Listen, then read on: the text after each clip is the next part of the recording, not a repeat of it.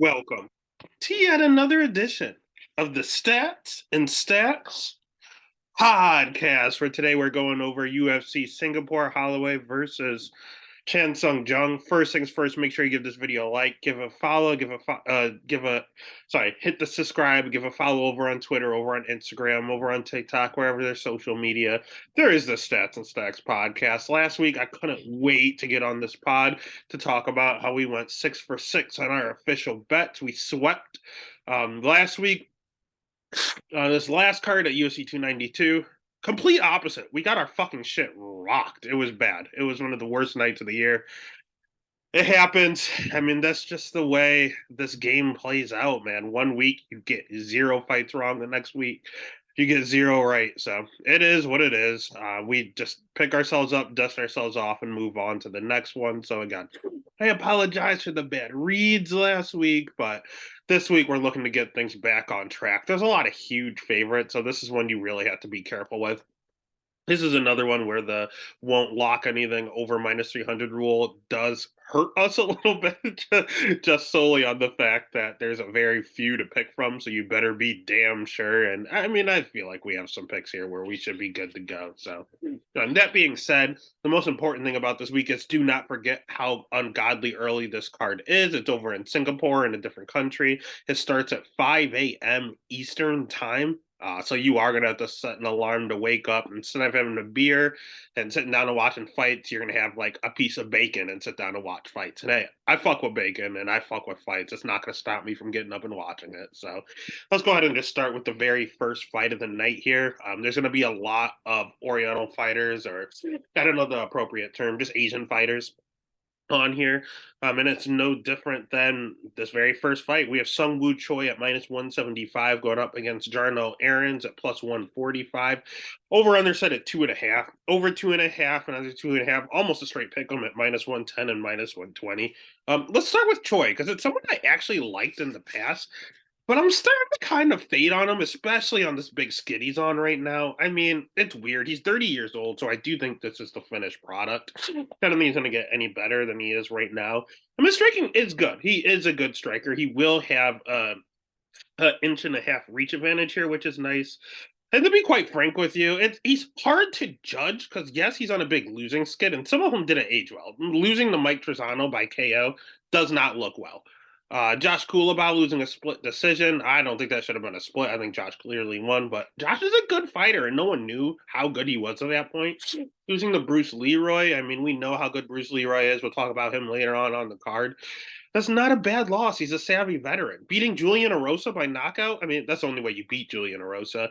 But Julian Erosa's not a bad fighter. He's chinny, but he's a good fighter. Beating Yusuf Zalal, good fighter. He's no longer with the promotion, but he's a good fighter. Losing to Gavin Tucker, no shame there. Gavin Tucker was a good fighter. Mazhar Evloev, top 5 guy in the weight class. Like, that's what I'm saying. This dude has some losses on his record, but they're the absolute just killers, the gatekeepers, to future possible champions. Like there's a lot of weirdness going on here. He basically beats who he's supposed to beat and loses who he's supposed to lose to. Outside of the Mike Trezano fight, that one did not age well. But all in all, he's predominantly a striker. He initially used to get taken advantage of with his wrestling game, but he improved in that area. He did get better. We even see him mixing a takedown or two in some of his fights. The biggest thing with him is that you can counter him quite often. Like when he throws his shots, he doesn't move his head, and you can definitely fire right back. So it's good that the crowd is going to be in his favor. However, the crowd can't help you with your chin. He might be a little chinny, to be honest with you. Mike Trezano knockout. Josh Kulabau rocked him multiple times. Els Carceres and rocked him. Like, there's a lot of stuff going on here where even though he's not fully going out, well, he did in his last fight, he gets hit quite a bit. And when he doesn't necessarily react well to it. So he might have a sneaky chin problem, which is what makes this over-under interesting. My only problem is I don't really believe in Jaron Aarons, to be 100% honest with you. A lot of people like these kids, and I did bet Jarno Arns against William Gomes because I thought Gomes sucked. I still think Gomes sucks. I think he's one of the worst fighters in the weight class. So Aaron's losing to him is not a good look. He's 28, so he could get better along the way, and he's also predominantly a striker. He does really well on the feet. He's actually a very good striker. His wrestling seems to be his biggest weak spot, as we saw in the Gomes fight. And his jujitsu is all right. I've seen him throw up some arm bars, some triangles. He knows what's going on down there. It's not what he wants to do. He wants to stand and bang. But if he gets down to the ground, he knows what's happening. It's not too difficult to get him down there. He's someone that loves the pressure forward. But Choi also likes to go forward a little bit. So it'll be interesting to see who's the one that's going to get to go forward here. That being said, if they're both trying to go forward and take each other's head off in front of a crowd, I was gonna say I don't hate the under, but if it's the under, you're basically picking Aaron's because Aaron's has never been knocked out. He's been submitted before, but he's a good striker and he's never been knocked out. And I don't think Choi's gonna be the guy to do it. Did he knock out Choi? Yes. Can Choi outstrike him? Yes. Do I think it's a really close fight? Yeah. Is it lined closely? Not close enough. I think this should be more of a pick 'em, to be honest with you. So I am leaning the Choi side. That is going to be my pick. I'll agree with Vegas. Do I want to bet him at minus 175? Absolutely not. Do I want to trust Aaron, who I just saw lose to Gomi? Absolutely not. So you're kind of stuck in a rock and a hard shell. I'll pick Choi for the sake of the podcast. And if I had to bet anything, I'm hoping that the crowd is able to sway the judges and get him this decision. So the pick is going to be Choi. The bet's going to be Choi. I can't say I feel great about it. Next fight of the night, we have another Asian fighter, and it's my girl. It's one of my favorite female fighters on the roster. I love Norma Dumont. I love Erin Blanchfield, who's ironically also on this card because they keep winning me money. This girl I like because she is just fun, baby. We got Na Liang at plus 390 going up against JJ Aldridge at minus 520. Over under set at 2.5. Over 2.5 plus 140. Under 2.5 minus 180. If we're going to hype her up, we're going to talk about her first. Na Liang, again, is going to have the crowd on her side. She's going to have okay striking. It's not good. It's not bad. It's okay. I've seen it look better in some fights than others. We saw in her debut, it came out and looked decent. In her last fight, she just kept throwing this overhand right. She just kept throwing the same strike over and over, fake the takedown, throwing overhand right. Wasn't really working. Her jujitsu is her ground. Her ground game is her bread and butter. All of her wins are basically by submission. And the crazy thing is, yes, she generally fights at 115. This fight is at 125, so that's also something to look out for. I don't know if that's a good or a bad thing because girl's a little chinny. When you look at her losses, she got knocked out. She got let's see, we got knocked out. She got submitted, got knocked out by Maria Agapova. Oh Jesus, got submitted. She did lose a decision here to Lilia, who's actually pretty decent. Was on the in the UFC. So she has decent losses. I mean, two of these girls I'm staring at were in the UFC at one point. Actually, was Jan in the UFC? I know her. She's very good. She was in Contender Series, right? Isn't she the girl from Contender Series? Yeah, lost to Karine Silva. So the people she's losing to are actually good fighters, to be quite frank with you. They're all been in at least fought under the Zuffa promotion outside of one girl.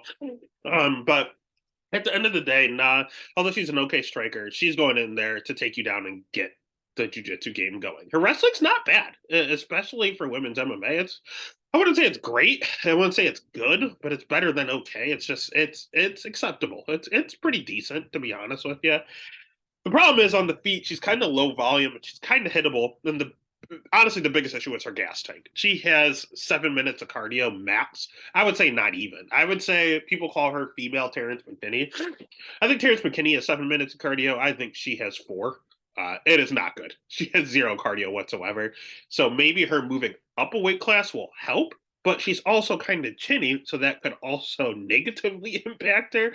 I'm not too sure, but just like a Terrence fight, whenever you see her, you just bet the under and you're going to win 10 times out of 10, basically. On the other side, only reason that under is concerning is because JJ Aldridge can't finish a sandwich. Like she has 0 finishes under the UFC banner. Like she cannot finish anyone that's decent. Her striking's pretty decent. She trains at a good camp at Elevation. She's pretty hittable herself, so that'll be a pretty interesting matchup on the feet. But JJ should have the advantage there. She's also rocking a 70% takedown defense, so that doesn't bode well for Na, who needs to get this down to the ground in order to win the fight. Her cardio is good, which also doesn't bode well for Na. Um, Now, recently, she's been wrestling a lot more. We saw her try to offensively wrestle against Ariana Lipsky. It didn't work out, and she got killed. We saw her try to defensively wrestle, just sprawl and brawl against Erin Blanchfield. It didn't work out. She got killed afterwards. She was actually doing pretty fine in the first round, but second round she eventually got finished. So it used to be that her wrestling was the issue. Now she's getting better at wrestling, but she's not a wrestler by nature. She's not a wrestler at heart. So when she goes out there and tries to wrestle, I never trust strikers to wrestle, basically. I don't want her to forget who she is. She is a striker through and through. She needs to just kind of sprawl and brawl like she did with Blanchfield against Na. It should be a whole hell of a lot easier against Na than Blanchfield. Just put that same game plan out and she should kill her. It's just when. When will she win? Or if she gets taken down, she's kind of a fish out of water. She's not very good on the ground. Na's definitely the better jiu-jitsu practitioner on the ground. So if she clips Na, she might be able to put her out, even though she finishes no one. Na can't take a punch. And I don't know how she's going to take it going up a weight class. But on the flip side, if Na is able to get JJ down, I think Na can sub her, dude. It sounds crazy, but does nothing on the ground. So I'm just going to lean to this under and just say either one can win. I'm going to pick JJ. She should be the favorite. But I'm probably going to bet the under quite a bit. And I'm also going to have a bet on not just because I think she's going to get cut if she loses. And this is a fight she probably will lose. So it's going to be my last opportunity to bet my girl. So I'm going to bet her for my heart's sake. But in regards to betting advice, the under 1.5, and even if you want to tease and just eat the chalk at -2.5, even JJ should finish her within 2.5 rounds. So the pick is going to be the pick is going to be JJ. The bet's going to be the under 1.5. They can both finish each other. Speaking of finishes, we have Yusaku Kinoshita at -135 going up against Billy Goff at +115. Over under set at 2.5. Over 2.5 +200. Under 2.5 at -270. It's mainly that way because of Yusaku. He's an absolute killer. He's only 23 years old, so he's still learning quite a bit. He's 6-2, but this dude is an absolute menace. He has all of his wins by knockout. His jiu-jitsu, he has one win by rear naked choke, but all of his wins are by finish. Never gone to a judge's scorecard, and I don't foresee that happening now. He has really good striking, really high volume. His cardio checked out in the one fight I saw him go into the third round in Contender Series. He's perfectly fine in the third round. His biggest issue is that he has 42% takedown defense. That is not a good look. He carries a ton of power. If he hits you, you go out. But at the same time, that's not going to work if he's on his back. And when we saw him against Adam Fugit, it didn't look like he really knew what was going on down there. It looks like he might be one of these people that know offensive jujitsu, but you put them on their back, they really don't know what to do. They just want to get up or just kind of shell up and stay safe. It just doesn't look good. Fugit just elbowed the shit out of him, and that was all she wrote. But he also got caught on the feet before that. So I wouldn't say he's chinny by any means, but he got cracked in his Contender Series fight too. So we've seen him wobbled a few times, so it is something to keep an eye on. On the flip side, we have Billy Goff, who honestly sucks. Billy Goff is not UFC caliber. He's just fun. I bet Billy Goff. This coming from someone that won money on Billy Goff. I literally put money, my hard-earned money, on this man to win, and he did win in the Contender Series. But God, it was a struggle. He came out and got head kicked right away, eyes rolling back, had no idea where he was. Somehow pulled it together and then went and finished that guy in the first round. So that's pretty interesting. He's going to show an 8-2 record, and it's going to show that he's never been knocked out. But when I tell you this dude gets rocked in every single one of his fights, and it's not like, he wobbled a little bit. Like, this dude is doing the stanky leg all around the octagon. Every single one of his fights, he gets cracked, and he just won't go out. I call that the Usman chin. Usman for years kept getting cracked. People like Colby Covington were wobbling him. Colby cannot. JJ Aldridge might hit harder than Colby Covington, and yet Colby rocked him in both their fights. Like, I was like, eventually someone's gonna put this dude out, and sure enough, Leon did. Eventually, that code is gonna get cracked. And Billy Goff, I think you're in some trouble if you're getting wobbled on the regional scene every fight. You're in some trouble going up against Kinoshita. He's also a little bit of a slow starter. I remembered him being a good wrestler. His wrestling was just okay. It's not that great. He's really just Billy Q. Like, there's no difference. He is welterweight Billy Q. Only difference is Billy Q striking's a little better. And Billy Q's a whole hell of a lot durable. So if Billy Q was at welterweight, had a little worse striking, and a little worse jujitsu, and was chinny. That's what this guy is. He just has good cardio. He pushes a pace. He marches forward like a fucking Martian. Like, he doesn't stop going forward. You can crack him and he'll do a little rope a dope Homer Simpson, let you beat the shit out of him until you're tired, and then try to take advantage of you. It's gonna work on the regional scene. But if you're fighting an absolute killer in Kinoshita, the approach of letting him hit you until he gets tired, terrible, terrible, terrible, terrible idea. And this again is over in Singapore, so Kinoshita's gonna have the crowd on his side too. It's just too much stuff going on. They're flying Billy Goff over to get murdered. So I hope the hospitals are okay in Singapore, because Billy Goff needs to do some research before going there, because he's probably going to end up in one. So the pick is going to be Kinoshita. The bet's going to be Kinoshita. And honestly, him by KO, I don't really see him winning any other way. All right, next fight of the night is one of these weird circumstances. We have Ronaldo Bedoya at minus 325 going up against Chan Sung at plus 260. Over under set at 1.5. Over 1.5 minus 200, under 1.5 at plus 150. And I am so sorry. I don't think I even mentioned the under for the Na fight. Under 2.5 was minus 180, over 2.5 at plus 140. Those are actually pretty good odds for that one. So I might even go under 1.5 for that one.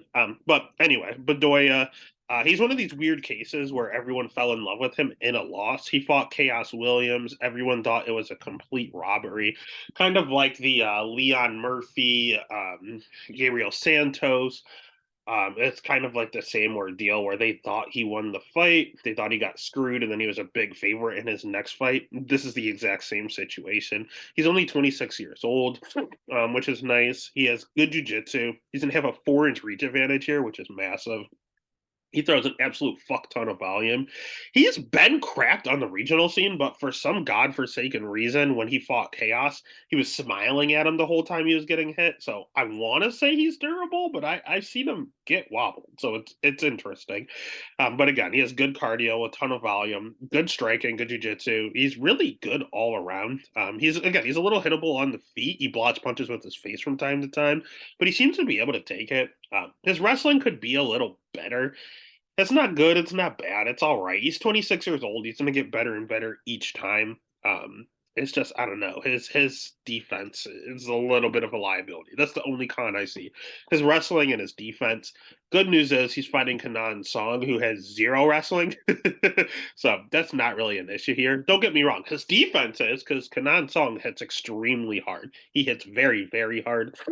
He has good striking himself.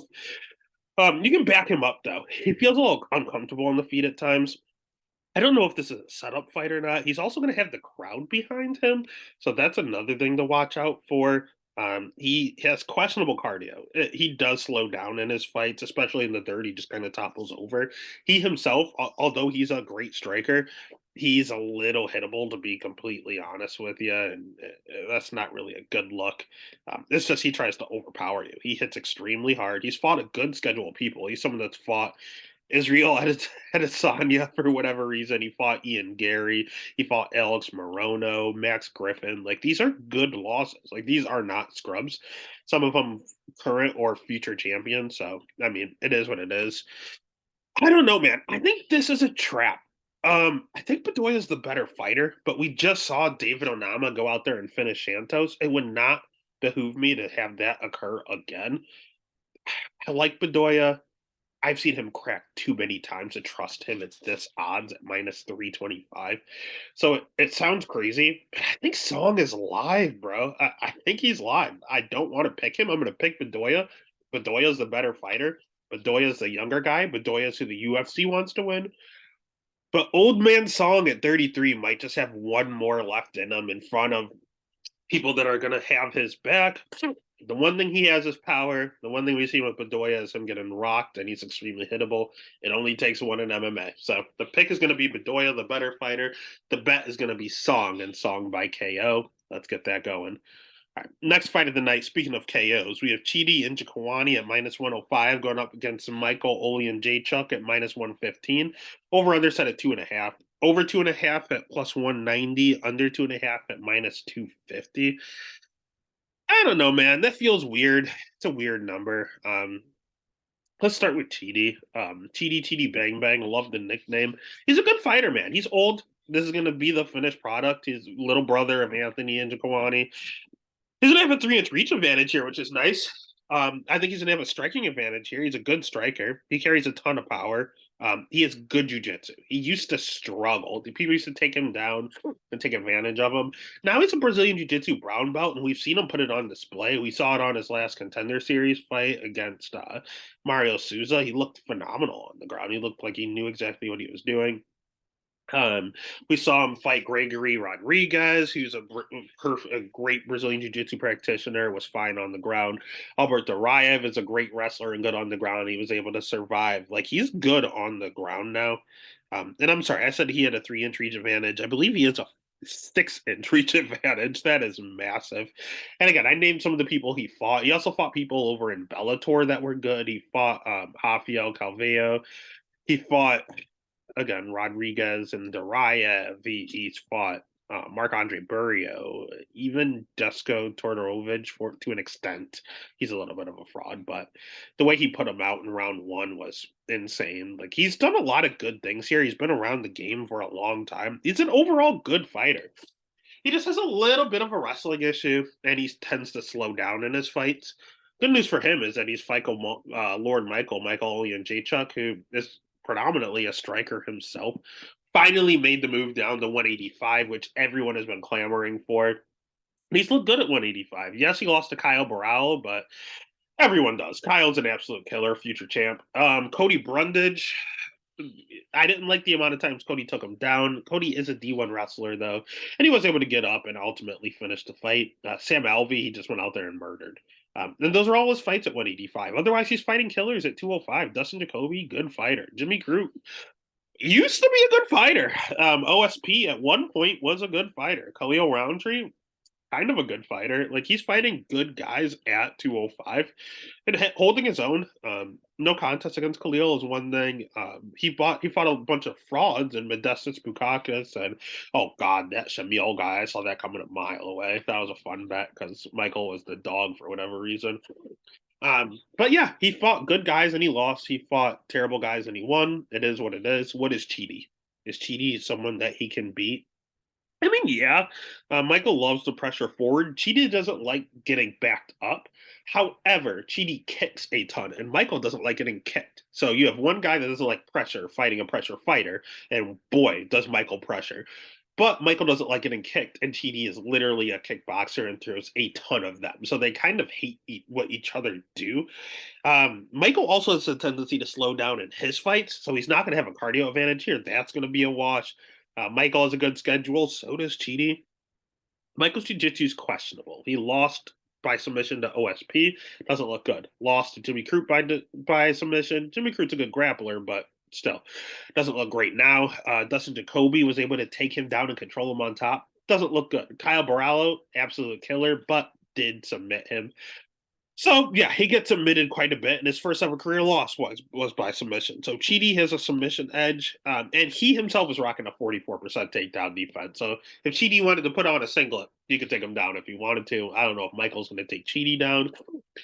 So I think Chidi's the better striker. I think he's the better jiu-jitsu practitioner. I think the gas tank and the wrestling are a wash. But I think one person is an underdog and one is a favorite. So the pick is going to be Chidi and the bet is going to be Chidi, and I'm hoping that line gets even better for us.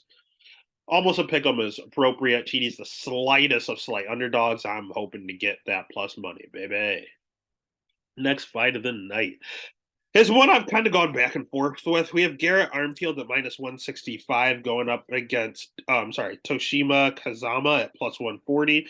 Over under set at 2.5. Over 2.5 +120. Under 2.5 -150. This is another one where someone looked good in a loss. Garrett Armfield lost to the aforementioned David Onama twice, actually. One in the amateur scene and one in the UFC. But when he fought him in the UFC, he fought him up a weight class. So on short notice. And he looked good in round one. He looked very good round one. Then he had a few canceled fights at 135, and it was him that pulled out. I don't remember what the injuries were. I do have to go back and look at that. But he was at Killcliff FC. He just recently left, but that was a good camp. He's 26 years old. He has good losses. Not like he's losing to scrubs. David Onama's a good fighter. Ronnie Lawrence, great fighter. Like those to be your losses. I'm not sure who Vogel is, but I know it was at CFFC, and that's one of the best regional promotions. So he has nothing but good losses. His jiu-jitsu seems to be the issue. He got tapped out by Vogel. He got tapped out by David Onama. That's not good because Kazama's like basically just a jiu-jitsu practitioner. But Armfield has really good striking. He will have a huge striking advantage here. His wrestling's okay. His takedown defense is look okay. He gets overwhelmed by bigger guys when he's up a weight class, but at his weight class, I was able to see him stuff a few takedowns. And he has that short, stocky stature to where he's kind of difficult to take down. So if this fight is on the feet, Armfield kills. He kills him. He absolutely destroys Kazama. If this fight gets down to the ground, I do have to favor Kazama. Kazama is just a submission specialist. He himself is also only 26 years old. He is really, really, really good jiu-jitsu, but his wrestling's just okay. It's not good. It's not bad. It's just kind of okay. He will have the crowd behind him, but he himself hasn't fought the greatest level of competition. A lot of 1-3, 3-2, 3-5, 2-0, 4-2. Like these guys aren't great that he's fighting. So it's kind of easy for him to take him down and get the sub. Now he also has fought some guys and got knocked out. He has two career losses. Sorry, does he have three career losses? He has three career losses, and two of them are by knockout. So is he a little chinny? Possibly. I've seen him rocked in other fights too, where he did ultimately get the finish. And in regards to his striking, I've literally not seen him throw a punch. Like uh, he just kind of takes it and then he shoots it. Like he doesn't strike. I can't say he has good or bad striking. I physically don't see it. I have no fucking clue. He just pressures you, pressures you, pressures you. He'll even just do anything he can. He'll reach forward. He'll literally just walk forward with his arms out to get a hold of you so that he can take you down. That's all he wants to do. I don't know how the gas tank is because most of his finishes come early. Round one, round two, round one, round one. This one was round three. He had one decision and he lost it. It couldn't be because he gassed out. I didn't see that fight. I have no idea. He had a decision here in Road to UFC where he won. I didn't see that one either, so that'll be interesting. His gas tank might be a little bit of a question. So this is classic striker versus grappler. I always take the grappler, but I don't know, man. Armfield's takedown defense did not look bad.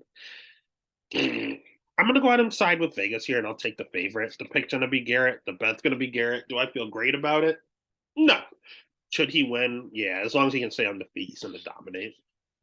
Next fight of the night, we have Waldo Cortez Acosta at minus 250 going up against Lucas Bresky at plus 205.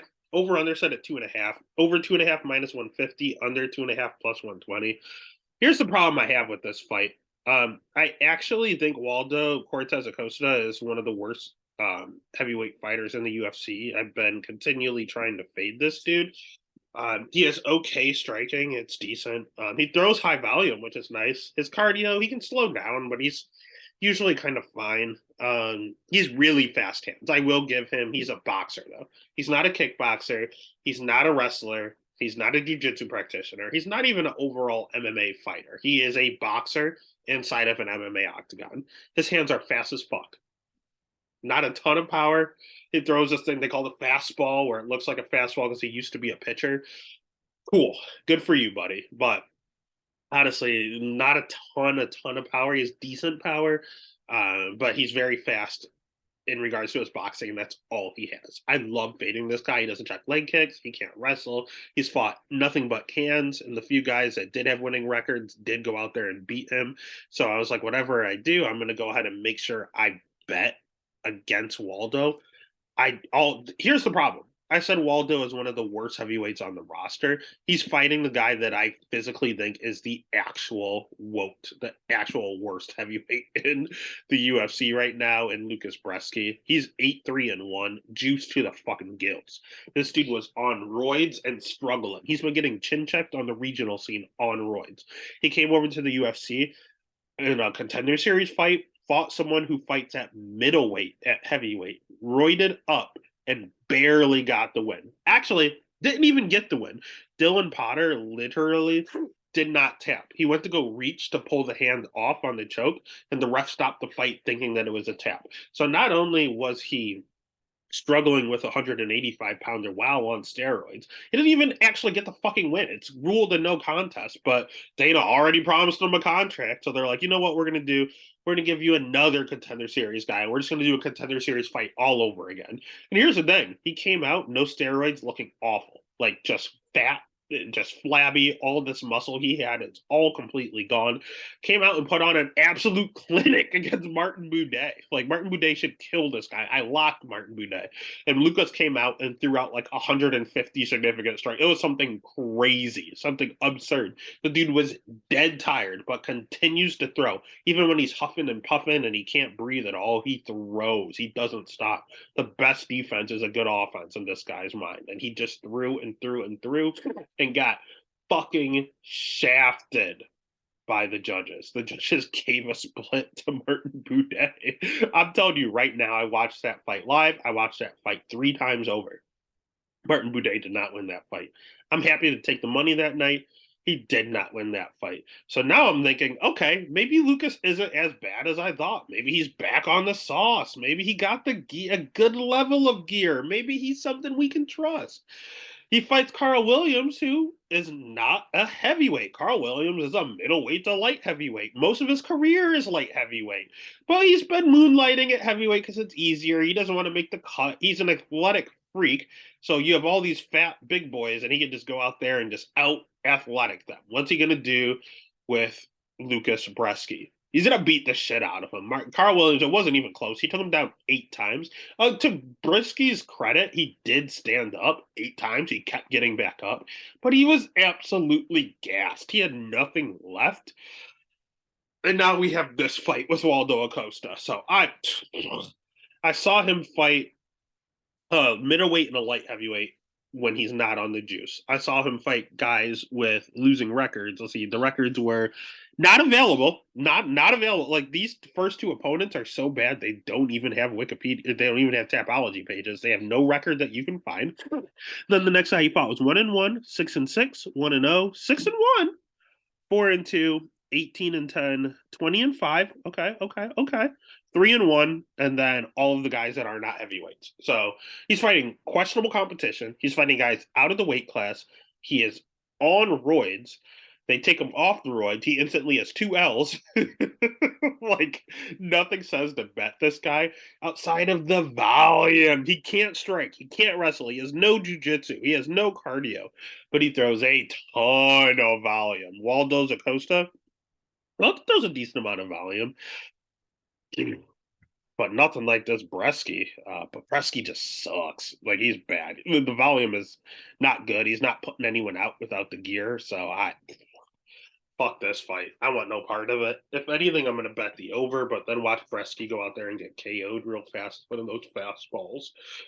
So the pick is going to be Waldo Cortez Acosta. Don't feel good about it. I think I like the over better. I definitely like the over 1.5, but the over 2.5, I guess, is fine. Him minus 150. You can't pick a side here. They both fucking suck. So I guess I'll just take the over 2.5. So the pick is Waldo. The bet is over 2.5. Then that takes us to the 3rd and 4th worst heavyweights in the weight class, outside of Josh Parisian. Josh Parisian's pretty bad. But honestly, you put Josh Parisian and then these next 4 heavyweights we talk about, they're all the worst, bottom 5 in the weight class. We have Junior Tafa, minus 130, and Mo Usman, honestly. Going up against Parker Porter at plus 110. Over-under set at 1.5. Over 1.5, minus 120. I'm sorry, over 1.5, minus 120. Under 1.5, minus 110. Let's start with Junior Tafa. He's a really good striker. Glory kickboxer. He's a little brother of Justin Taffa. He's 26 years old. He's Australian, so he gets a little boost right away. Trains with Mark Hunt. He has pretty solid takedown defense. You're like, well, what is wrong with this guy? That's it. Those are all the positives. This dude has zero jujitsu whatsoever. You get him on the ground, he does not know what the fuck is going on. Like, not the slightest clue. And his cardio not good. He does slow down in fights. He could have won that Muhammad Usman debut fight, but he just had no cardio left. And for someone that's a smaller heavyweight, you at least want to be more athletic and be able to last longer. You look at like the Stipe's, the DCs. They can keep going with cardio with their smaller build. He can't. He slows down even with the smaller build. So yeah, cardio is the most important thing to have in this game. You don't have that, you're in some issues. And to have such little jujitsu, he has major problems. Good news for him is that he's fighting Parker Porter, who his wrestling is overrated. Parker Porter is not that good of a wrestler, to be honest with you. His striking is not good. His jujitsu on paper is fine, but I haven't seen him finish anyone at heavyweight in the UFC. Anyone that's decent, he's not going to go out there and just tap out easily. He himself, a little hittable, and that's not a good combo when you're chinny. He's going to have a 3-inch reach advantage here, which is nice. He's going to be the bigger boy. And honestly, sounds crazy. He's going to have the cardio advantage. He has better cardio here. So he has, actually he has high volume too. So he throws more. He has better wrestling. He has more experience. Why is he the dog? Because he's chinny. He is really chinny. Like, if you touch this guy, he's going out. Chris Dawkins knocked him out with like a one-hitter quitter. Justin Taffa knocked him out with a one-hitter quitter. Jailton Almeida just took him down and submitted him. He thought it was funny. Keith Bell knocked him out. Josh Dykeman knocked him out. Gabriel Gonzaga submitted him. This other guy just has lost. And then John Jones. John Jones, best fighter of all time, zero power, knocked him out with a punch 30 seconds in. Concerning. Dude has been finished in every single one of his losses. So that's very, very, very concerning. Again, all in all, is he the worst heavyweight on the roster? No, but he's 38 years old and he's bottom 5. I think they're trying to get Justin a win here. So I'm going to take the under. If he takes Justin down, maybe he does submit him. Maybe he finally gets that submission he's been talking about. Cool. Do it in the first round and a half, please. And Junior, if you're going to go out there, you're going to win. It's probably going to be by knockout. So can you just do it in the first round and a half here? Thank you. So the pick's going to be Junior Taffa. The bet's going to be the under 1.5. Pretty good odds there. All right. Next fight of the night is the main one I've been going back and forth with. This is the people's main event, the Twitter battle of the week. We have Aaron Blanchfield at minus 135 going up against Tyler Santos at plus 115. Over under set at 2.5. Over 2.5 minus 280. Under 2.5 plus 210. Let's start with our girl, Aaron Blanchfield. Again, I named my 3 favorite women's MMA fighters, and Blanchfield's there, man. I love Blanchfield, mainly because she wins me money. I knew about her way before she was like a number 1 contender. I remember her being plus money against Miranda Maverick. That was the easiest bet I ever made in my life. She has really good wrestling. She has great jujitsu. Like, this girl's really, really, really good on the ground. Her striking has gotten significantly better. And she's 24 years old, so every time you see her, she's getting better and better. Her striking's good. She really put it on display against Jessica Andrade. My only concern with Blanchfield is that she's not really fast. She's kind of slow. She's a lot slower than I remember her being. But she does have like infinite cardio. Like, she has Volkanovski level cardio. She will go for days. She has 77% takedown defense. JJ Aldrich took her down a few times. That was concerning. But she was just catching her with throws. She also has pretty decent volume, really good counter. She prefers to be a counter striker, which is interesting because Santos does too. So we'll see who goes first in this matchup. My major concern with her, she's pretty durable, which is nice, and she does have 1 career loss. She has 1 career loss to. You're gonna have people say, "Well, she could lose to Tyler Santos because Tracy Cortez was able to take her down and get the W." Here's the thing with that fight: I watched it. It was in Phoenix, in Cortez's hometown, and she got a hometown rub. She got robbed. Aaron Blanchfield won that fight, but because Tracy could keep it close enough, and they were both like 19 years old. Aaron was like 18, 19 years old. Like, she was just a child. But she won that fight, but the judges just gave it to the hometown girl. It was a little hometown cooking. So she's really 13-0. I don't care what they say. Or sorry, she's really 12-0. She hasn't lost. She's undefeated in my book. Nicknamed Sick, cold blooded. My only concern is that when I saw her get taken down, they were all upper body takedowns.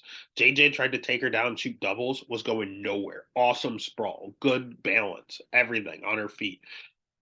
But when JJ grabbed the body lock, she was able to overpower her and drag her down to the ground. I did not like that, mainly because the first fight I went back and rewatched with Tyla Santos was the Valentina fight, of course, and all of her takedowns were body lock takedowns. Tyla's good upper body.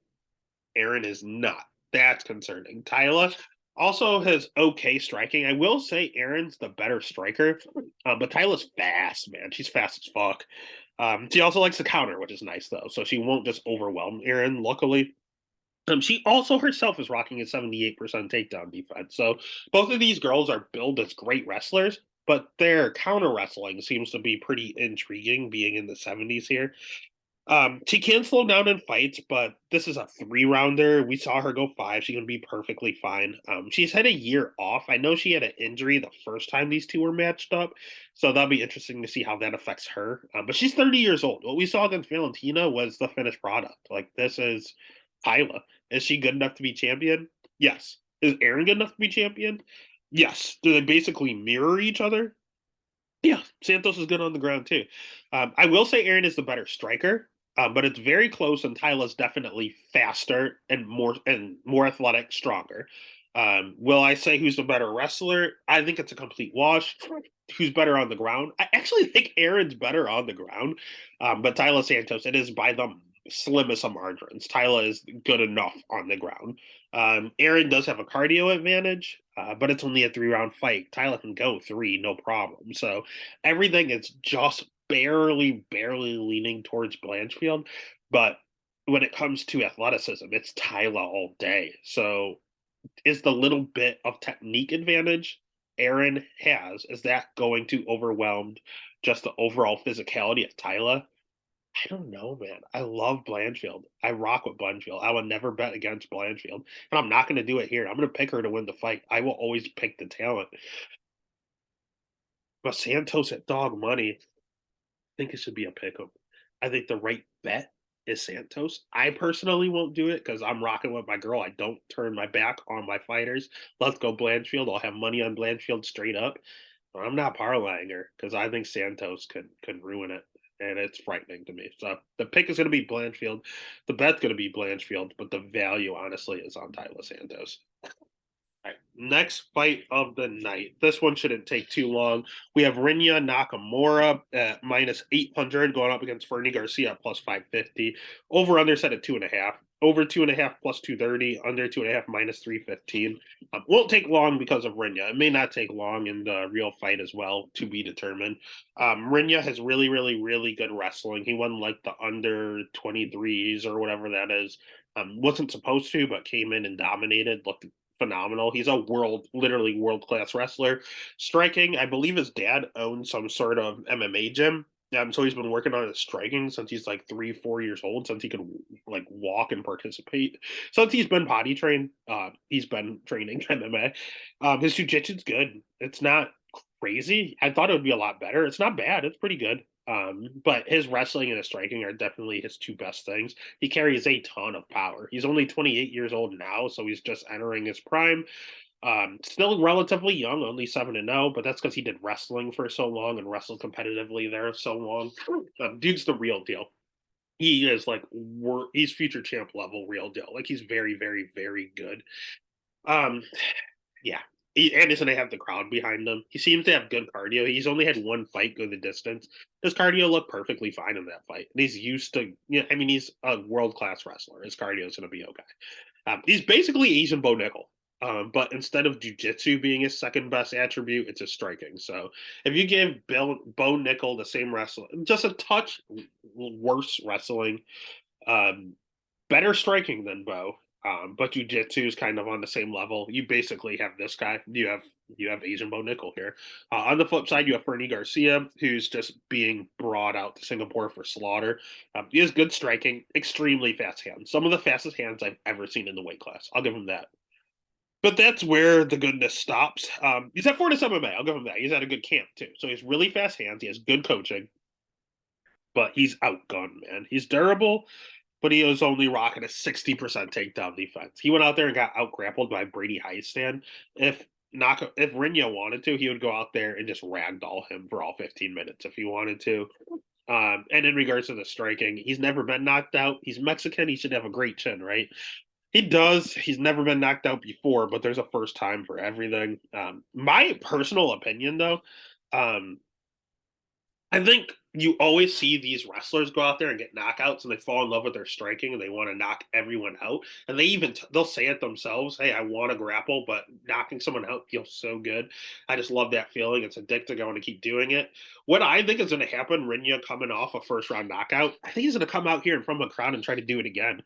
And Fernie's hands are fast as fuck. And I think he's going to catch some hands from Fernie and go, fuck this, and just take him down and out grapple him, which makes the over live. That's the thing I'm looking at. You cannot bet Rinya at minus 800. He can go out there and knock out Fernie, no problem. He can go out there and out grapple Fernie, no problem for 15 minutes. He can go out there and submit Fernie, probably no problem. But I think he's going to try to strike first. He's coming off a knockout. He's going in front of a hometown crowd. He's going to want to try to look cool and prove a point.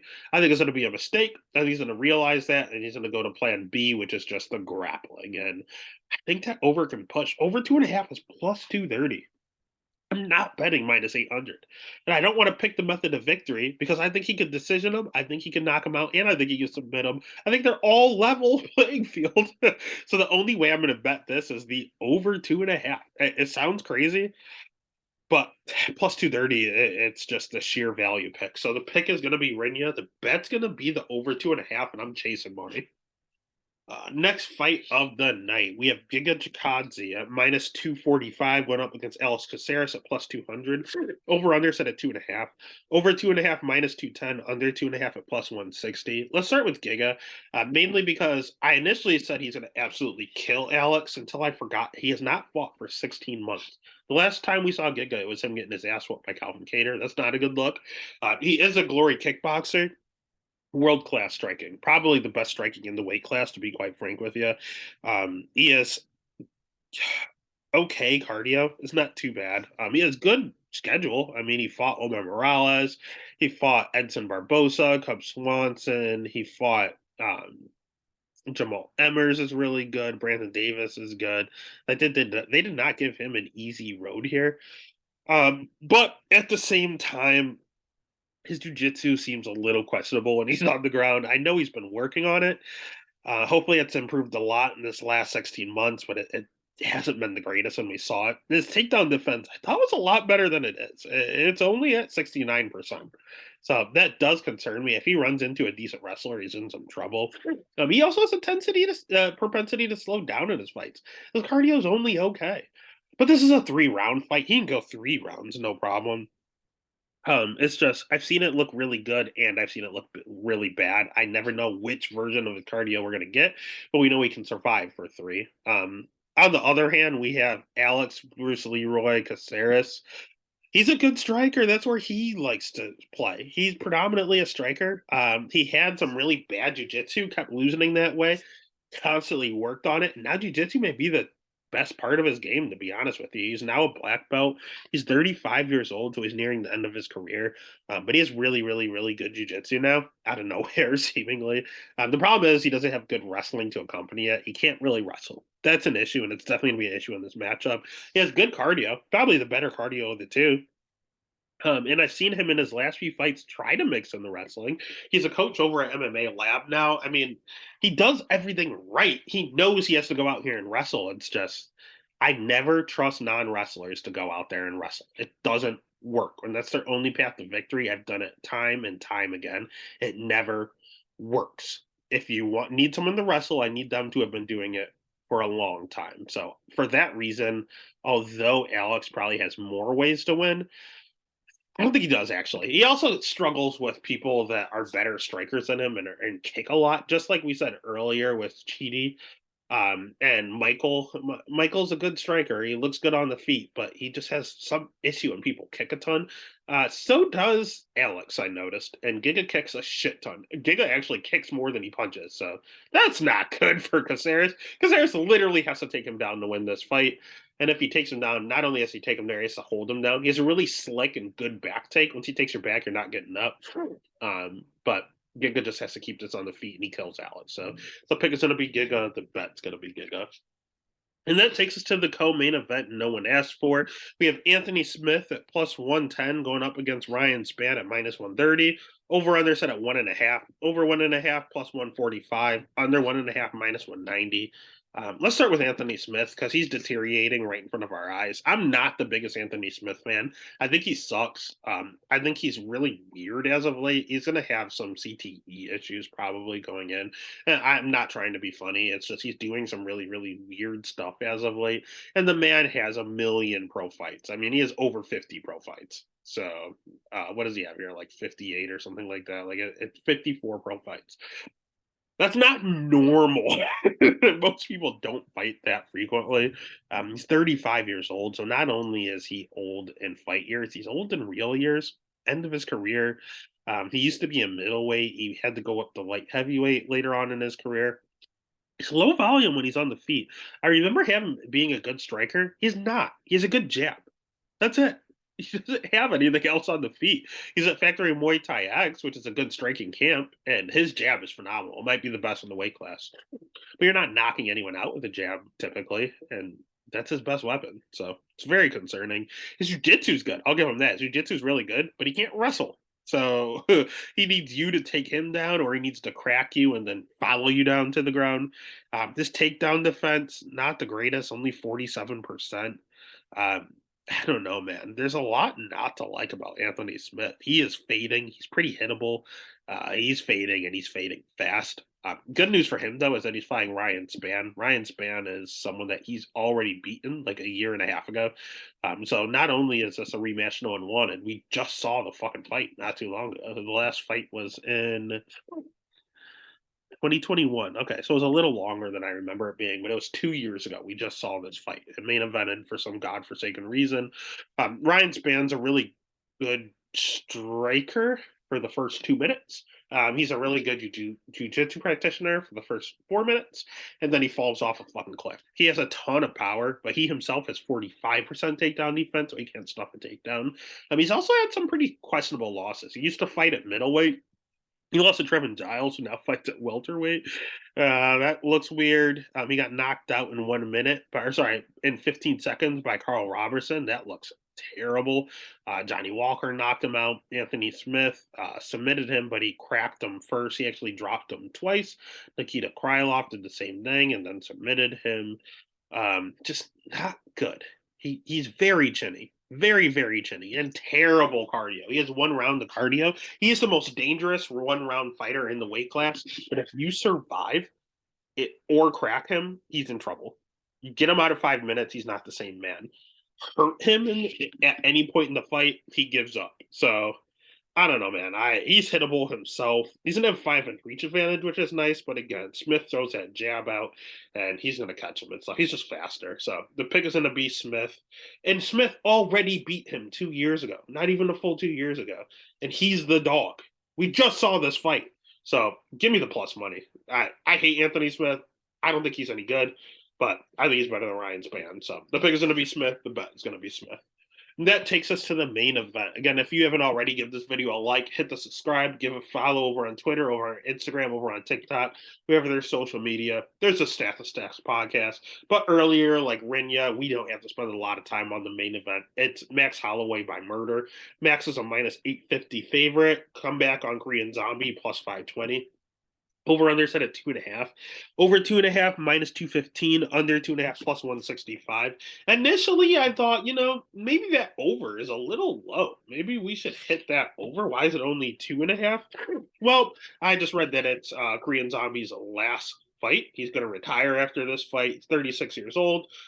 Let's start with him. He's going to have a 3-inch reach advantage here. He has really good jiu-jitsu. He has really good wrestling. He has really good striking. He has a ton of power. He's just 36 years old. It's slow. He's hittable now. You see it coming. He's just old in fight years and in real years. Like the dude is really good. Fought for a title twice. Has great wins. Great schedule. I love everything about him. He's gonna have the crowd behind him. Everything is perfect for Korean Zombie. Outside the fact that he's 36 years old and he's just not the same guy. So he's gonna still be able to beat the the Dan Iges of the world.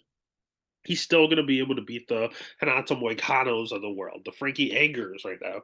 But who he's not gonna beat are the Alexander Volkanovski, who's the champ, and then who's 1B. It's Max Holloway. He's fighting the second best guy. Some people still consider the best featherweight of all time. It's Max, it's Volk, and it's Jose Aldo. I know Volk has beaten Max 3 times. Some people still say it's Max because of what old Max used to do. And the reason I say old Max, yeah, Max is only 31 years old, but in fight years, he's like 57. Like the dude is old. He is slowing himself. He does not look the same. Those Volk fights took a lot out of him. That Dustin Poirier fight, he hasn't looked the same since. Like he is really, really, really struggling as of late. The Yair fight, he won. He didn't look great. The Arnold Allen fight, he won. He didn't look like the old Max. He's starting to look a little slower. He's starting to get hit a little more. Like he's starting to get taken down a little more. It's not a good look, to be honest with you. But he's still the second best fighter in this weight class. He has great striking. He has ungodly cardio. He has sneaky good BJJ that we don't talk about. He throws a ton of volume, and although he's been taken down as of late, still has 84% takedown defense. Has fought the best of the best. He's just slowing down. But the good news is he's fighting Korean Zombie, who's also slowing down and just at a more rapid pace. The minus 800 is a little unwarranted. I think that's a bit much. But it is Korean Zombie's retirement fight. Retiring fighters never win unless they're Robbie Lawler. So that's why I'm looking at this over under and got a little scared of it. Korean Zombie might come out. If he wants to win, he needs to take Max down.